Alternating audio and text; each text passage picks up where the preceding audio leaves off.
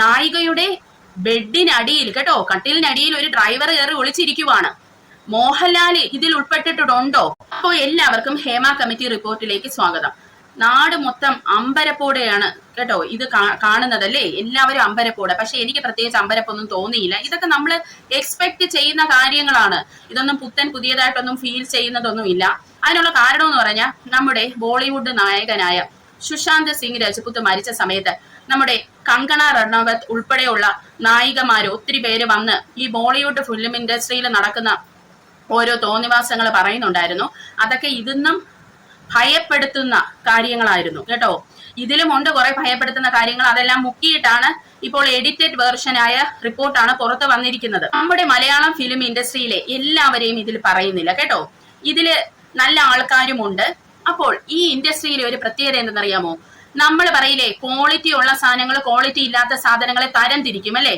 A quality, B quality, C quality. എന്തിന്? ഒരു nurse പഠിക്കുന്ന OET അല്ലെങ്കിൽ IELTSന്റെ എക്സാമിൽ തന്നെ നമുക്ക് A grade, B grade, C grade അങ്ങനെ അതിന് തരം തിരിച്ചിട്ടുണ്ട്. അതിൽ B തന്നെ B1, B2, C1, C2 അങ്ങനെ പല ലെവൽസ് ഉണ്ട്. അപ്പോൾ പഠിക്കാത്ത കുട്ടികൾക്ക് C ലെവൽ കിട്ടും, കുറച്ച് പഠിക്കുന്നതിന് B, കുറച്ച് നന്നായിട്ട് എഴുതുന്നവർക്ക് A, അങ്ങനെയുള്ള തരംതിരിവ് ഉണ്ട്. അതുപോലെ തന്നെ ഫുഡ്സിന്റെ ഒക്കെ ക്വാളിറ്റിയിലും A ക്വാളിറ്റി, B ക്വാളിറ്റി എല്ലാ പ്രോഡക്ട്സിലും ഉണ്ട് അല്ലെ ക്വാളിറ്റി. അപ്പൊ ഇതിൽ ഏറ്റവും നല്ല ക്വാളിറ്റി ഉള്ളതിനാണ് A ഗ്രേഡ് കിട്ടുന്നത്. ഇപ്പൊ നമ്മളെ പഠനത്തിൽ തന്നെ A+, A, B+, എന്നൊക്കെ പറഞ്ഞ് കുറെ ഉണ്ടല്ലോ. അതുപോലെ നമ്മുടെ മലയാളം ഫിലിം ഇൻഡസ്ട്രിയിലും ഇങ്ങനത്തെയുള്ള തരം തിരിവുകളുണ്ട്. അപ്പൊ നമ്മൾ വിചാരിക്കും നല്ല നടിമാരും ചീത്ത നടിമാരും. അപ്പൊ നമ്മൾ വിചാരിക്കും ഈ ചീത്ത നടിമാരെ ആയിരിക്കും C ഗ്രേഡിൽ വരുന്നതെന്ന്. അല്ലെ, അങ്ങനെയല്ല. നല്ല നടിമാരെന്ന് ഇവരുദ്ദേശിക്കുന്നത് ആരെയെന്നറിയാമോ? നമ്മുടെ ഈ ഇൻഡസ്ട്രിയില് കിടക്ക പങ്കിടാനും എല്ലാത്തിനും വഴങ്ങി കൊടുക്കുന്ന സ്ത്രീകളാണ് നല്ല നടിമാരും. ചീത്ത നടിമാരെന്ന് പറയുന്ന ഇതിനൊന്നിനും കൂട്ടു നിൽക്കാതെ അവരുടെ ഒന്നും ഇംഗിതത്തിന് വഴങ്ങാതെ നിൽക്കുന്ന സ്ത്രീകളെയാണ് ചീത്ത നടിമാരെന്ന് ഇവര് പറയുന്നത്. പിന്നെ ഈ ഇൻഡസ്ട്രിയിൽ ഏറ്റവും കൂടുതൽ നമ്മൾ കേൾക്കുന്നത് എന്തെന്നറിയാമോ? Adjustment and compromise. ഈ ഒരു 2 വാക്കുകളില്ലാതെ ഈ ഇൻഡസ്ട്രിയിലെ ഒരു കാര്യങ്ങളും നടക്കുന്നതല്ല. അല്ലെങ്കിൽ ആദ്യമായി ഒരു ഇൻഡസ്ട്രിയിൽ പോകുമ്പോൾ എല്ലാവരും കേൾക്കുന്ന ഒരു വാക്കാണ് അഡ്ജസ്റ്റ്മെന്റ് കോംപ്രമൈസ്. Adjustment compromise. ഈ റിപ്പോർട്ടിൽ ലജ്ജാവഹമായി തോന്നിയ കുറച്ച് കാര്യങ്ങൾ ഞാൻ പറയാം. ഒരു സ്ത്രീ ഒരു ഫിലിം ഇൻഡസ്ട്രിയിൽ കയറി ചെല്ലുമ്പോഴേ അവൾ അഡ്ജസ്റ്റ്മെന്റിനും കോംപ്രമൈസിനും വഴങ്ങിക്കൊടുക്കേണ്ട ഒരു അവസ്ഥയാണ്. അതായത് ആ ഇൻഡസ്ട്രിയിൽ നമുക്ക് പിടിച്ചു നിൽക്കാൻ, അല്ലെങ്കിൽ ആ ഇൻഡസ്ട്രിയിൽ നമ്മൾ കാലെടുത്ത് കുത്തുമ്പോഴേ ഇങ്ങനെയുള്ള സ്ത്രീകൾക്ക് പണിയുള്ളൂ എന്നുള്ള ഒരു അവസ്ഥയാണ്. അല്ലെങ്കിൽ വലിയ പണക്കാര്, വലിയ ഇൻഫ്ലുവൻസ്ഡ് ആയിട്ടുള്ള വീട്ടിൽ നിന്നൊക്കെ വരുന്ന പെൺപിള്ളേർക്കാണെങ്കിൽ ഇതൊന്നും ബാധകമല്ല. അപ്പോൾ നിങ്ങൾ ആലോചിക്കണം, ബാക്കി ഏതൊരു പ്രൊഫഷൻ നമ്മൾ എടുത്താലും ഉണ്ടല്ലോ. ഇപ്പൊ ഞാൻ എന്റെ പ്രൊഫഷൻ പറയാം. ഞാനൊരു നഴ്സിംഗിന്റെ ഇന്റർവ്യൂവിന് പോയി, ഒരു ഹോസ്പിറ്റലിൽ പോയി ഇന്റർവ്യൂ എടുത്തു. എനിക്ക് അവിടെ ജോലി കിട്ടുന്നു. കിട്ടിക്കഴിഞ്ഞിട്ടായിരിക്കും എനിക്ക് ഒരാൾക്ക് വഴങ്ങി കൊടുക്കേണ്ടി വരുന്നത് അല്ലേ. കിട്ടിക്കഴിഞ്ഞിട്ടായിരിക്കും ഞാൻ അങ്ങനെയുള്ള മിസ്ട്രീറ്റുകൾ ഏറ്റുവാങ്ങുന്നത്. അപ്പോൾ എനിക്ക് എന്ത് ചെയ്യാം? ഈ ഹോസ്പിറ്റൽ വേണ്ടെന്ന് പറഞ്ഞ് എനിക്ക് വേറൊരു ഹോസ്പിറ്റലിലോട്ട് പോവാം. ഇപ്പോൾ ITI മേഖലയിലുള്ളവർക്കും ഒക്കെ അങ്ങനെയാണ്, മിക്കയിടത്തും അങ്ങനെയാണ്. തൊഴിൽ ഇടങ്ങൾ നമുക്ക് ആ സ്ഥാപനങ്ങളെ മാറ്റി കൊണ്ടുപോയി അവിടെ നിന്ന് രക്ഷ നേടാം. പക്ഷെ ഇവിടെ എന്ന് പറയുന്നത് മലയാളം ഫിലിം ഇൻഡസ്ട്രി ഒന്നേ ഉള്ളൂ എന്നുള്ളതാണ്. അത് മാത്രമല്ല, അവിടെ ജോലി കിട്ടണമെങ്കിൽ തന്നെ നമ്മൾ അഡ്ജസ്റ്റ്മെന്റിനും കോംപ്രമൈസിനും തയ്യാറാവണം. ജോലി കിട്ടിക്കഴിഞ്ഞാണെങ്കിൽ പിന്നെ പറയുകയും വേണ്ട. സാധാരണ എല്ലാവരും ചൂഷണത്തിന് ഇരയാക്കപ്പെടുന്നത് എങ്ങനെയാണ്? ഒരിടത്ത് ജോലി കിട്ടിക്കഴിഞ്ഞാണ്. ഇവിടെ ജോലി കിട്ടാൻ തന്നെ നമ്മൾ ചൂഷണത്തിന് ഇരയാവേണ്ട അവസ്ഥയാണ്. പിന്നെ എന്ന് പറയുന്നത്, ഈ 4-4.5 വർഷമായിട്ട് നമ്മുടെ സർക്കാർ ഇത് പൂഴ്ത്തി വെച്ചതാണ് ഈ ഒരു റിപ്പോർട്ട് എന്ന് പറയുന്നത്. അത് എന്തുകൊണ്ടാണ് അവർ പൂഴ്ത്തി വെച്ചതെന്നൊക്കെ ഉള്ളത് നമുക്കൊന്ന് തിങ്ക് ചെയ്താൽ അറിയാവുന്ന കാര്യങ്ങളാണ്. കാരണം ഇതിൽ പെട്ടിട്ടുള്ളവരൊക്കെ വലിയ രീതിയിൽ ജീവിക്കുന്ന ആൾക്കാരൊക്കെയാണ്. അപ്പോൾ അവരെ ഒന്നും പെട്ടെന്ന് സമൂഹത്തിന്റെ മുമ്പിൽ വലിച്ചെറിയാനായിട്ട് നമ്മളെ സർക്കാർ വരെ അവിടെ ഹെൽപ്ലെസ് ആയി നിൽക്കേണ്ട ഒരു അവസ്ഥയാണ്. ഇപ്പൊ തന്നെ റിപ്പോർട്ട് ഇറങ്ങിയിരിക്കുമ്പോൾ കുറെ ഭാഗം ഇവർ പൂഴ്ത്തി വെച്ചിട്ടാണ് എഡിറ്റ് ചെയ്താണ് ഇറക്കിയിരിക്കുന്നത്. അതിലാണ് ആ എഡിറ്റഡ് വേർഷനാണ് ഭയാനകമായ പലതും ഉള്ളതാണ് നമ്മളെ മാധ്യമങ്ങളൊക്കെ റിപ്പോർട്ട് ചെയ്യുന്നതും. അതിലാണ് ഈ പറയുന്ന വൻകിട സ്രാവുകളൊക്കെ ഉള്ളത് കേട്ടോ.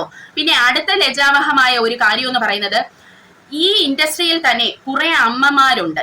അവരവരെ മക്കളെ ഇതിൽ അഭിനയിപ്പിക്കാൻ വരുമ്പോൾ ആ മക്കൾ കിടക്ക പങ്കിടുന്നതിലോ അഡ്ജസ്റ്റ്മെന്റിനൊന്നും വിധേയമാകുന്നതിൽ ഈ അമ്മമാർക്ക് ഒരു രീതിയിലുള്ള വിഷമവും ഇല്ല. അവരിതൊരു സാധാരണ കാര്യമായിട്ടാണ് കാണുന്നത്. ഇതെന്നെ വളരെയധികം ഞെട്ടിപ്പിച്ചതൊന്നുമില്ല. പണ്ടൊക്കെ നമ്മൾ ഇതൊക്കെ കേട്ടിട്ടുള്ളതാണ്, കേട്ടുകേൾവികളാണ്. ഇപ്പൊ ഇതൊക്കെ സത്യമാണെന്ന് ഉറപ്പുവരുത്തി. അത്രേ ഉള്ളൂ. 4 വാരികളെ പരിചയപ്പെടാം കേട്ടോ. അതായത് ഈ ഹേമ കമ്മിറ്റി റിപ്പോർട്ട് എന്തുകൊണ്ടാണ് വന്നത് എന്ന് പറയുന്നത്, നമ്മുടെ നടിയെ പീഡിപ്പിച്ച ഒരു സംഭവം വന്നല്ലോ. ആ സമയത്ത് ഈ ഫിലിം ഇൻഡസ്ട്രിയിലെ സ്ത്രീകളെ ബുദ്ധിമുട്ടുകൾ എന്താണെന്ന് അറിയാൻ വേണ്ടി സർക്കാർ രൂപീകരിച്ച, അതായത് WCCയുടെ നിർബന്ധപ്രകാരം സർക്കാർ രൂപീകരിച്ചതാണ് ഈ ഒരു കമ്മിറ്റി എന്ന് പറയുന്നത്, ജസ്റ്റിസ് ഹേമ കമ്മിറ്റി എന്ന് പറയുന്നത്. അപ്പോൾ അതിൽ ഇത് രൂപീകരിക്കാൻ നിന്ന തന്നെ ഒരു പ്രമുഖ നടി ഈ ആൾക്കാരെ ചതിച്ചു. അതായത് ഇവർ അവസാനം ഹേമ കമ്മിറ്റിയില് പറഞ്ഞത് എന്നാന്നറിയാമോ? റിപ്പോർട്ടിൽ ഇവര് മൊഴി കൊടുത്തതെന്ന് പറയുന്ന, സിനിമയിലൊന്നും ഇങ്ങനെ നടക്കുന്നില്ല. എന്നിട്ട് ഈ ഒരു നായിക ഈ WCCന്റെ ഇതിന്ന് പുറത്തു പോയി. എന്നിട്ട് അവർക്ക് അവസാനം ഫ്യൂച്ചറിൽ ഇഷ്ടം പോലെ സിനിമയൊക്കെ കിട്ടി. അല്ലെങ്കിൽ WCCയിലെ മെമ്പേഴ്സിനെല്ലാം സിനിമ പോലുള്ള അങ്ങനെയുള്ള അവർക്ക് കിട്ടേണ്ട ചാൻസസ് എല്ലാം നഷ്ടപ്പെട്ടു. അപ്പോൾ ഈ പ്രമുഖ നടി ആരാണ് അതറിയണമെങ്കിൽ നിങ്ങൾ നമ്മുടെ മറുനാടൻ ചാനൽ പോയി കാണാം. അതിൽ പച്ചയ്ക്ക് പുള്ളി പറയുന്നുണ്ട് കേട്ടോ ആ പ്രമുഖ നടി ആരാണെന്നുള്ളത്. പിന്നെ കാലുവാരികൾ എന്ന് പറയുന്നത് ഇതിനൊക്കെ വേണ്ടി അഡ്ജസ്റ്റ്മെന്റിന് നിന്ന് കൊടുക്കുന്ന കുറെ ഉണ്ടല്ലോ, അവരാണ് കാലുവാരികൾ. കാരണം അവരെ പോലെയുള്ള ആൾക്കാർ അതിൽ ഉള്ളിടത്തോളം കാലം ഈ ഒരു ഫിലിം ഫീൽഡിന് ഒരു നീതിയും കിട്ടാൻ പോകുന്നില്ല. പിന്നെ ഒരു കാര്യം ഞാൻ പറയട്ടെ, ഈ ഒരു റിപ്പോർട്ട് കൊണ്ട് അവർ എന്താണ് ഉദ്ദേശിക്കുന്നതെന്ന് എനിക്ക് മനസ്സിലായിട്ടില്ല. കാരണം എന്ന് പറയുന്നത്, ഇതിൽ കുറെ സ്ത്രീകൾക്ക് ഇത് പുറത്ത് വന്നാലും കുഴപ്പമില്ല, അവർ പോരാടാൻ തയ്യാറാണ്. എന്നാൽ കുറെ സ്ത്രീകള് അതിന് തയ്യാറല്ല. അപ്പോൾ ഇപ്പൊ തന്നെ റിപ്പോർട്ട് ഇങ്ങനെ ഇറങ്ങിയിരിക്കുന്ന സ്ഥിതിക്ക് നിങ്ങൾക്ക് തോന്നുന്നുണ്ടോ നീതി കിട്ടുമെന്ന്? ഒരു നീതിയും കിട്ടാൻ പോണില്ല. നീതി കിട്ടണമെങ്കിൽ അറ്റ്ലീസ്റ്റ് ഈ റിപ്പോർട്ട് ഇവർ കളക്ട് ചെയ്ത സമയത്ത് ഇതുമായി പോരാടാൻ തയ്യാറായിട്ടുള്ള സ്ത്രീകളുടേത് വേണമായിരുന്നു ഇവർ റിപ്പോർട്ട് എടുക്കേണ്ടത്. അങ്ങനെ ആവുമ്പോൾ ഇതിനൊരു ശമനം വന്നനെ. പക്ഷെ ഇതിന്റെ ഒരു പർപ്പസ് എന്താണെന്ന് എനിക്ക് ഇപ്പോഴും മനസ്സിലായിട്ടില്ല. കുറെ നാൾ എല്ലാവരും ചർച്ച ചെയ്യും, അത് കഴിഞ്ഞ് വീണ്ടും ഇത് തന്നെ കണ്ടിന്യൂ ചെയ്ത് ഫിലിം ഇൻഡസ്ട്രിയിൽ പോകും. അത് മാത്രമല്ല, നിങ്ങൾ ആലോചിക്കണം, എത്രയോ ഇതിൽ ഇൻവോൾവ് ആവാത്ത ആൾക്കാർ കാണും. അവരെ എല്ലാരെയും സംശയത്തിന്റെ നിഴലിൽ നിർത്തുകയാണ് ചെയ്യുന്നത് ഈ ഒരു റിപ്പോർട്ട്. എന്നാൽ ഇന്നാള് എന്നെ ഇത് ചെയ്തു, ഞാൻ പോരാടാൻ തയ്യാറാണ്, അത് പറയാൻ കെൽപ്പുള്ള ഒരാളെ നിന്നാണ് ഈ റിപ്പോർട്ട് കളക്ട് ചെയ്തിരുന്നെങ്കിൽ ഇതിന് എന്തെങ്കിലും ഒരു ഗുണമുണ്ടായനെ. ഇതിപ്പോൾ ആർക്കാണ് ഉപയോഗം വരുന്നതെന്ന് വെച്ചാൽ, ഇതിലെ പ്രതികളുണ്ടല്ലോ അവരെ ബ്ലാക്ക് മെയിൽ ചെയ്യാനാണ് ഈ റിപ്പോർട്ട് സത്യം പറഞ്ഞാൽ സഹായിക്കുന്നത്. കാരണം ഈ റിപ്പോർട്ട് പൂഴ്ത്തി വെച്ച ആൾക്കാർ അല്ലെങ്കിൽ നമ്മുടെ പൊളിറ്റീഷ്യൻസിനൊക്കെ വേണമെങ്കിൽ ഇവരെ ബ്ലാക്ക് മെയിൽ ചെയ്യാം. നിങ്ങളുടെ ഈ റിപ്പോർട്ട് നാളെ നിങ്ങളുടെ പേര് നമ്മൾ പുറത്തു വിടും കേട്ടോ എന്ന് പറഞ്ഞിട്ട് ഇതിലെ ഈ പ്രതികളെ ബ്ലാക്ക് മെയിൽ ചെയ്യാൻ വേണമെങ്കിൽ ഈ റിപ്പോർട്ട് ഉപയോഗിക്കാം. അല്ലാതെ പ്രത്യേകിച്ച് ഇതുകൊണ്ട് ഒരു ഉപയോഗം ഉണ്ടെന്ന് എനിക്ക് പേഴ്സണലി ഫീൽ ചെയ്യുന്നില്ല. നിങ്ങളുടെ അഭിപ്രായം നിങ്ങൾ പറയണം കേട്ടോ. ഇനി ഇതിലെ ഒരു വലിയ സംശയമാണ്, അതായത് നമ്മളുടെ മനസ്സിലുണ്ടല്ലോ ഈ നടന്മാരെന്നൊക്കെ പറയുമ്പോൾ നമ്മുടെ മനസ്സിൽ ആദ്യം കയറി വരുന്നത് നമ്മുടെ മമ്മൂട്ടിയും മോഹൻലാലുമാണ്. അപ്പോൾ മമ്മൂട്ടി ഇതിലുണ്ടോ മോഹൻലാൽ ഇതിലുണ്ടോ എന്ന് അറിയാനായിട്ട് നിങ്ങളുണ്ടല്ലോ മറുനാടന്റെ ചാനൽ പോയി കാണണം. അപ്പോൾ മമ്മൂട്ടിക്ക് പണ്ടേ ഒരു ക്ലീൻ ചിറ്റാണുള്ളത്. എന്നാൽ മോഹൻലാലിന് അങ്ങനെയല്ല. മോഹൻലാലിനെ പ്ലേ ബോയ് ആയിട്ട് കാണുന്ന ആൾക്കാരാണ് കൂടുതലും ഉള്ളത്. കുറെ പെണ്ണുങ്ങളുമായിട്ട് ഇങ്ങനെ നിൽക്കുന്നു, അങ്ങനെയൊക്കെയാണ് നമ്മൾ പണ്ട് മുതലേ മോഹൻലാലിനെ കുറിച്ച് പ്രചരിക്കുന്നത്. അങ്ങനെയൊക്കെയാണ് കേട്ടോ. ഇങ്ങനെയുള്ള റൂമേഴ്സ് വരുമ്പോൾ നമ്മുടെ മോഹൻലാലും മമ്മൂട്ടിയൊന്നും ഇതിന് പ്രതികരിക്കാറില്ല. കാരണം എന്തെന്നറിയാമോ? അവർ ഇന്റലിജന്റ് ആണ്. കാരണം ഇന്റലിജന്റ് പീപ്പിൾസ് ഓൾവേസ് ഇഗ്നോർ എന്നാണ്. സെൻസിറ്റീവ് ആയിട്ടുള്ള നമ്മളെ പോലുള്ള ആൾക്കാരാണ് വന്നു കിടന്ന് ഇങ്ങനെ കൊണ പറയുന്നത്. അപ്പോൾ ഇന്റലിജൻസ് പീപ്പിൾസ് ഓൾവേസ് ഇഗ്നോർ എന്ന് പറയുന്നത് ശരിയാണോ എന്ന് എനിക്ക് അറിഞ്ഞുകൂടാ. ചില സമയങ്ങളിൽ അവർ അതിന് എതിരായിട്ട് എന്തെങ്കിലും ഒന്ന് സംസാരിക്കണം, അവരെ ഭാഗം ക്ലിയർ ചെയ്യണം. കാരണം ഇത്രയും ജനങ്ങൾ കാരണമാണ് അവർ ഇന്ന് ഈ നിലയിൽ എത്തി നിൽക്കുന്നത്. ഈ ജനങ്ങളോട് തങ്ങളുടെ വശം ക്ലിയർ ചെയ്യുക എന്നുള്ളത് ഇവരുടെയൊക്കെ ഒരു കടമയാണ്. സത്യം പറഞ്ഞാൽ നമുക്കത് അറിയാനുള്ള ഒരു ആഗ്രഹവും കാണും അല്ലെ. അപ്പോൾ ഇവരാരും ഇങ്ങനെയുള്ള ചില കാര്യങ്ങളിലൊന്നും ഇവർ പ്രതികരിച്ച് കണ്ടിട്ടില്ല. അതുകൊണ്ടാണ് ഇന്ന് ഈ ഒരു പ്രശ്നം വന്നപ്പോഴും ഇവരുടെ എല്ലാം പേര് ഇതിൽ വലിച്ചെഴയപ്പെടുന്നത്. അപ്പോൾ മോഹൻലാൽ ഉണ്ടോ മമ്മൂട്ടി ഉണ്ടോ എന്ന് നിങ്ങൾ മറുനാടന്റെ ചാനലിൽ പോയി കാണുക കേട്ടോ. ഇതിലെ കുറച്ച് പ്രധാനപ്പെട്ട പോയിന്റ്സ് ഞാൻ ഇവിടെ പറയാം. അതായത് ഒരു സ്ത്രീ അവളെ വീട്ടിൽ നിന്ന് യാത്ര തിരിച്ച് അവളെ വീട്ടിൽ വരുന്നവരെ ഈ നടിയെ ഡ്രൈവർ, അവിടുത്തെ പ്രൊഡക്ഷൻ ആർക്ക് വേണമെങ്കിലും മിസ്യൂസ് ചെയ്യാമെന്നുള്ള ഒരു അവസ്ഥയാണ്. അതെ, അത്രയ്ക്ക് വിലയെ സ്ത്രീകൾക്കുള്ളൂ. അതായത് സ്ത്രീ എന്ന് പറയുമ്പോഴേ അവൾ ഒരു സെക്സ് ഒബ്ജക്റ്റ് ആയിട്ട് ഇതിൽ ഭൂരിഭാഗം ആളുകൾക്കും കാണാൻ കഴിയുന്നുള്ളൂ, ആണുങ്ങൾക്ക്. അപ്പോൾ ഒരു നടി മൊഴി കൊടുത്തിരിക്കുന്നത് ഇങ്ങനെയാണ്: അവരുടെ ബെഡിനടിയിൽ ഡ്രൈവർ കയറി ഒളിച്ചിരുന്നു. ആ അവരെ കൊണ്ട് പോയ ആ ഒരു ഹോട്ടൽ എന്ന് പറയുന്നത് കറണ്ടും വെളിച്ചവും വെള്ളവും ഒന്നും ഇല്ലാത്ത ഒരു ഹോട്ടലിലാണ് ഈ ഒരു കാര്യം ഉണ്ടായത്. അത് ഇതിലൊരു ഇമ്പോർട്ടന്റ് പോയിന്റ് ആണ്. പിന്നെ എന്ന് പറയുന്നത്, പ്രമുഖരായ നടികളുടെ വാതിൽക്കൽ ഈ പ്രമുഖരായ നടന്മാർ ചെന്ന് മുട്ടി വിളിക്കുന്നു. അതും ഭയാനകമായ ശബ്ദത്തിൽ. ഈ തല്ലി പൊളിച്ച് അകത്ത് കയറുമെന്ന് പറയില്ലേ, അതേ ഒരു പ്രവണതയിലാണ് ഇവര് മുട്ടി വിളിക്കുന്നത്. വേറൊരു കൊണ്ടായ അനുഭവം എന്തെന്ന് അറിയാമോ? അവര് തലേ ദിവസം ഈ ഒരു മെയിൻ നടൻ പീഡിപ്പിച്ചു. ഏത് നടനെന്നൊന്നും നമുക്ക് അറിഞ്ഞൂടാ, പീഡിപ്പിച്ചു. എന്നിട്ട് പിറ്റേ ദിവസം ഈ നടന്റെ ഭാര്യയായി ഇവര് ഇഴുകിച്ചേർന്ന് അഭിനയിക്കണം. അതിനവർക്ക് പറ്റിയില്ല മാനസികമായി. അങ്ങനെ ആ ടേക്ക് ഏകദേശം 17 ടേക്ക് അവരെ കൊണ്ട് നിർബന്ധിച്ചെടുപ്പിച്ചു. നിങ്ങളൊന്ന് ആലോചിക്കണം. പിന്നെ അടുത്ത ഒരു കാര്യം എന്ന് പറയുന്നത്, ഈ നടിയെ പീഡിപ്പിച്ച ഒരു സംഭവം ഉണ്ടായല്ലോ, അത് ആദ്യത്തെ സംഭവം അല്ലെന്നാണ് പറയുന്നത്. ഇതുപോലുള്ള ഒത്തിരി സംഭവങ്ങൾ ഉണ്ടായിട്ടുണ്ട്.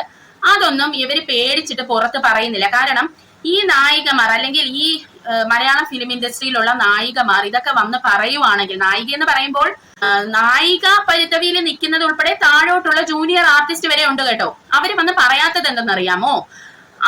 പിന്നെ അവർക്ക് അങ്ങോട്ട് സൈബർ ആക്രമണമാണ്.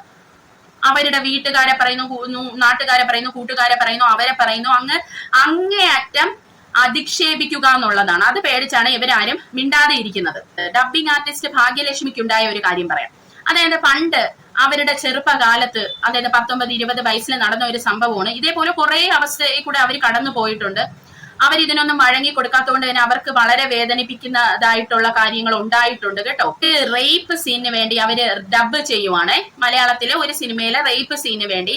അപ്പോൾ ആ റേപ്പ് സീനിന് വേണ്ടി അവര് ഏകദേശം 19 ടേക്ക് എടുപ്പിച്ചു. അതായത് ഈ റേപ്പ് സീനിന് വേണ്ടിയുള്ള ഈ സൗണ്ട് ഒക്കെ ഉണ്ടാക്കുമല്ലോ സ്ത്രീകള്, അത് 19 ടേക്ക് എടുപ്പിച്ചു. എന്തിനാണെന്ന് വെച്ചാൽ അയാൾക്ക് വഴങ്ങി കൊടുക്കാത്തത്. അപ്പോൾ 19ാമത്തെ പ്രാവശ്യം ഭാഗ്യലക്ഷ്മി പറഞ്ഞു, എനിക്കിത് എടുക്കാനായിട്ട് കുറച്ച് ബുദ്ധിമുട്ടാണ്, ഡബ് ചെയ്യാൻ, നിങ്ങൾ ഏത് നിലവിളിയാണ് ഉദ്ദേശിക്കുന്നതെന്ന് ചോദിച്ചു.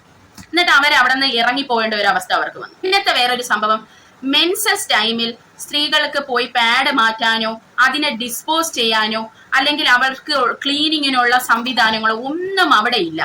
അപ്പോൾ എന്തിന് യൂറിനേറ്റ് ചെയ്യണമെങ്കിൽ നടിമാർക്ക് അവർക്ക് ഒന്നുമില്ല, യൂറിനേറ്റ് ഒക്കെ ചെയ്യാനേ ഒരു ഇതില്ല. അത് മാത്രമല്ല, ഈ WCCയിലെ തന്നെ അംഗങ്ങൾ, നിങ്ങൾ ഇതുകൂടെ കേട്ടോണം, WCCയിലെ അംഗങ്ങൾ തന്നെ അവർക്ക് ക്യാരവാൻ ഉണ്ടെങ്കിൽ ജൂനിയർ നടിമാരെ ആ ക്യാരവാനിലോട്ട് ചേർക്കൂല. അപ്പൊ എല്ലാവരും കണക്കാണ്. ഈ സ്ത്രീകൾ അവസാനം ടോയ്ലറ്റിൽ പോവാതിരിക്കാൻ വേണ്ടി വെള്ളം കുടിക്കാത്ത അവസ്ഥ. നിങ്ങളൊന്ന് ആലോചിക്കണം. പണ്ടത്തെ കാര്യമല്ല, ഈ 2024 നടക്കുന്ന കാര്യങ്ങളാണ്. അപ്പോൾ ഈ സ്ത്രീകൾ ഒറ്റക്കെട്ടായിട്ട് നിന്നാലേ ഇതിന് എന്തെങ്കിലും ഒരു പരിഹാരം ഉണ്ടാവും. അല്ലാതെ ഒറ്റുകാരുള്ളിടത്തോളം കാലം ഒന്നും ചെയ്യാൻ പറ്റൂല. പ്രിയ സുഹൃത്തുക്കളെ, എന്റെ ഒരു ചിന്താഗതി ഞാൻ നിങ്ങളുടെ അടുത്ത് പറയാം. നട്ടൽ എല്ലാവർക്കും ഉണ്ട്, പക്ഷെ അത് ഉപയോഗിക്കുന്നത് വളരെ ചുരുങ്ങിയ ആൾക്കാരാണ്. അതില് ചില ആണുങ്ങളും എടുത്ത് ഇത് ഉപയോഗിക്കാറുണ്ട്, പെണ്ണുങ്ങളും എടുത്ത് ഉപയോഗിക്കാറുണ്ട് കേട്ടോ. ചില ആളുകളുണ്ടല്ലോ നമ്മളുടെ സമൂഹത്തിൽ ജീവിക്കുന്ന എങ്ങനെയാണെന്നറിയാമോ? അവരല്ലാതെ ഈ ലോകത്ത് വേറെ ആരുമില്ല. അവരുടെ കെട്ടിയോൻ, അവരെ മക്കള്, അല്ലെങ്കിൽ ആ ഭാര്യയും മക്കളും, ഇത് മാത്രമാണ്. ചുറ്റിനും സമൂഹത്തിൽ എന്ത് നടന്നാലും ഒരു കമന്റിൽ പോലും പ്രതികരിക്കാത്ത, ഒന്നിനും ഒരു കമ്മിറ്റ്മെന്റ്, അതായത് ഇമോഷണലി ഹ്യൂമൻ ബീയിങ്സിന്റെ അടുത്തോട്ട് ഒരു കമ്മിറ്റ്മെന്റും ഇല്ലാത്ത ആൾക്കാരുണ്ട്. അവരൊക്കെയാണ് നമ്മുടെ ഈ സമൂഹത്തിലെ ശാപങ്ങൾ എന്ന് പറയുന്നത്. അങ്ങനെ ഇമോഷണലി കമ്മിറ്റഡ് അല്ലാത്ത ആൾക്കാരുമായി നമ്മൾ ഒരിക്കലും ബന്ധം സ്ഥാപിക്കരുത്. കാരണം അവരൊരിക്കലും നമ്മളുമായിട്ട് ഇമോഷണലി കമ്മിറ്റഡ് അല്ല, നമ്മളൊരു ഹ്യൂമൻ ബീയിങ്സ് ആയിട്ട് കാണാത്തവരാണ്. അപ്പോൾ അങ്ങനെയുള്ളവരിൽ നിന്ന് വ്യത്യസ്തമായാണ് ഈ നട്ടൽ ഉപയോഗിക്കുന്ന ആണുങ്ങളും പെണ്ണുങ്ങളും. അതില് ഈ കുറച്ച് ആൾക്കാരെന്ന് പറയുന്നത്, ഒന്ന് നമ്മുടെ തിലകൻ സാറാണ്. കാരണം വർഷങ്ങൾക്ക് മുമ്പ് തന്നെ അദ്ദേഹം ഇത് പറഞ്ഞിട്ടുണ്ടായിരുന്നു. അടുത്തതെന്ന് പറയുന്ന ഹരീഷ് പേരടിയാണ്. പിന്നെ വിനയൻ. അങ്ങനെയുള്ള കുറെ ആൾക്കാരുണ്ട് കേട്ടോ. ഇതിന് കൂട്ടു നിൽക്കുന്ന കുറെ ആൾക്കാരുണ്ട്. നട്ടലോടുകൂടി വന്ന് മാധ്യമങ്ങളുടെ മുമ്പിൽ അവരവരുടെ അഭിപ്രായങ്ങൾ വ്യക്തമാക്കുന്ന കുറെ പേരുണ്ട്. കുറെ പേരൊക്കെ ഞാൻ വിട്ടുപോയതാണ്. ഇത്രയുമാണ് നമ്മുടെ ഹേമ കമ്മിറ്റി റിപ്പോർട്ട്. അപ്പോൾ ഞാൻ തന്നെ പലപ്പോഴും ചിന്തിച്ചിട്ടുണ്ട്, ഈ സമൂഹത്തിലെ നന്മകളെല്ലാം മരവിച്ചു പോയല്ലോ, നന്മകൾ ഉള്ള ആൾക്കാരൊന്നും ഇല്ലല്ലോ എന്ന് ഞാൻ ചിന്തിച്ചിട്ടുണ്ട്. പക്ഷെ എനിക്ക് എപ്പോഴാണ് മനസ്സിലാവുന്നതെന്ന് അറിയാമോ? നന്മ മരിച്ചിട്ടില്ലെന്ന്. അതായത് നമ്മൾ ഒരു സോഷ്യൽ ഇഷ്യൂ നടക്കുന്ന സമയത്ത് നമ്മൾ ഈ കമന്റ് സെക്ഷൻ പോയി നോക്കുമ്പോൾ അറിയാം, നല്ലവരായ ആൾക്കാരാണ് ഇപ്പോഴും കൂടുതലായിട്ടുള്ളത്. അവരെന്തുകൊണ്ടാണ് അവർ ഈ പബ്ലിക്കിൽ ഇറങ്ങി അല്ലെങ്കിൽ ഒരു സൊസൈറ്റിയിൽ ഇറങ്ങി അവർ പ്രവർത്തിക്കാത്തതെന്ന് വെച്ചാൽ അവർക്ക് ഇങ്ങനെ അവർക്ക് പണമോ അതിനൊന്നുമുള്ള ഒരു അവസ്ഥ കാണത്തില്ല. അതൊക്കെ ആയിരിക്കാം അവരെ പലരിൽ നിന്ന് പിന്തിരിപ്പിക്കുന്നത്. അപ്പൊ അവർക്ക് പറ്റുന്ന ആകെ ഈ കമന്റ് വന്ന് സോഷ്യൽ മീഡിയ ഇട്ട് അതിനെ സപ്പോർട്ട് ചെയ്യുക എന്നുള്ള, ഇതിനും പറ്റാത്ത കുറെ ആൾക്കാരുണ്ട്. കുറെ പേർക്കൊന്നും ഇങ്ങനെ സോഷ്യൽ മീഡിയയിലെ കാര്യങ്ങൾ അറിഞ്ഞുകൂടെന്ന് നമുക്ക് പറയാം. പക്ഷെ കുറെ പേരുണ്ട് കേട്ടോ, ഒന്നിനും കൊള്ളൂലാതെ, പണം ഉണ്ടെങ്കിലും പ്രശസ്തി ഉണ്ടെങ്കിലും ഒന്നിനും കൊള്ളൂലാതെ വീട്ടിൽ കയറി തിന്നുകൊണ്ടിരിക്കും. അതെ, അപ്പൊ നമ്മളൊന്നും അങ്ങനെ ആവരുത്. നല്ല നട്ടലുള്ള സ്ത്രീയും പുരുഷനുമായി നമ്മൾ വളരണം. അപ്പോൾ കീപ് ഫൈറ്റിംഗ് ഗൈസ്. അടുത്ത ഒരു വീഡിയോ ആയിട്ട് ഞാൻ വരുന്നതായിരിക്കും കേട്ടോ. ബൈ.